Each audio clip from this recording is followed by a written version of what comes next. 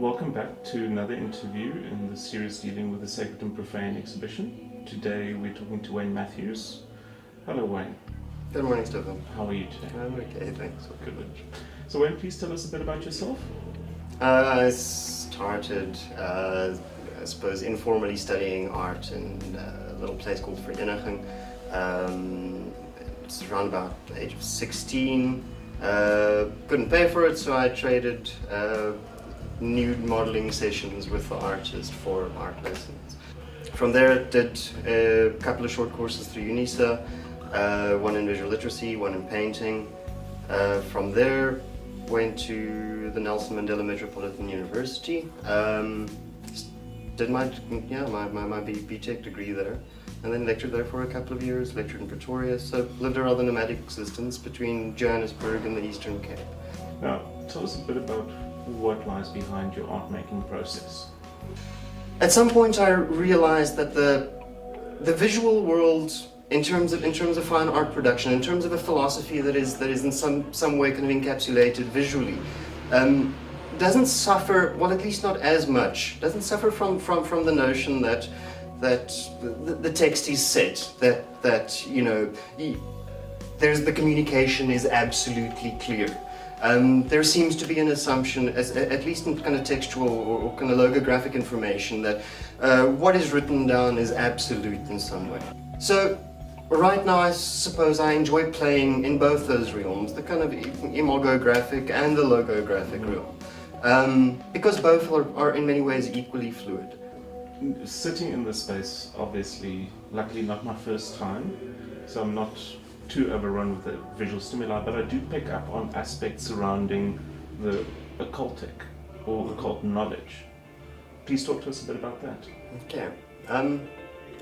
I think the occult world has always fascinated me in that it very much seems to sit somewhere outside of kind of normative experience. So being a kind of a curious 17-year-old, kind of recently taken to, you know, reading philosophical texts and so on and so forth, one starts to wonder about all that which is generally dismissed. So the world of the occult, I mean occult in its broadest sense, hidden. I would say an interest in the occult or an interest in the alternative in some way.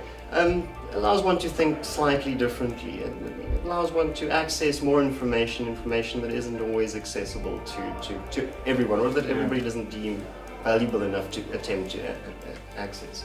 So, I mean, the one thing that comes through very strongly is that hunger for exploration and understanding. Now, through obviously the occult influences and a deep love for philosophy, what would be your sacred? Well, I suppose I've been trying to hunt that down ever since I knew I was going to be part of this exhibition. They are rather evasive things, both the sacred and the profane.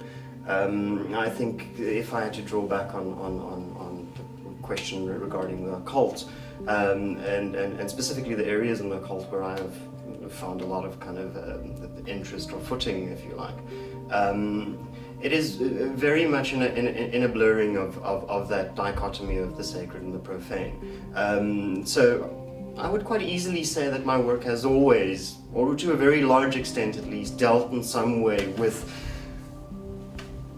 an interruption of those of the notions of the sacred and the profane. Now, obviously the one thing that is very prominent in the Sacred and Profane exhibition is the collaborative work that is being done. Now, you have been collaborating with Dirk. Please tell us a bit about that. Again, this notion of collaboration is probably the biggest point which drew me into this exhibition, and the one that sparked me with most kind of interest and fervorous, almost zealous kind of, you know, yeses, please add me. Was the idea that the kind of disruptive capacities of other people's processes. But I suppose the specific article and Dirk specifically,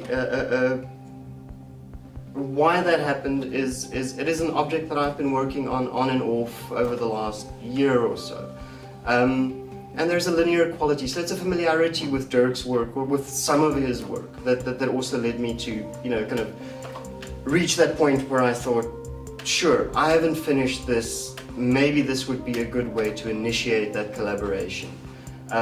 Prior to that, I took subtler steps. So the work that is up on high there, Yeah. I tried to introduce elements that that I've kind of visually lifted from each of the parts, or from the participants that I knew at that point, and that would be yourself, Dirk, and Neil. So there are kind of a graphic quality of your work that I try to just familiarize myself and at least kind of start stretching myself into kind of multiple directions. Well, Wayne, thank you very much for your time. Thank you all for watching. Please remember to share and like. Thank you.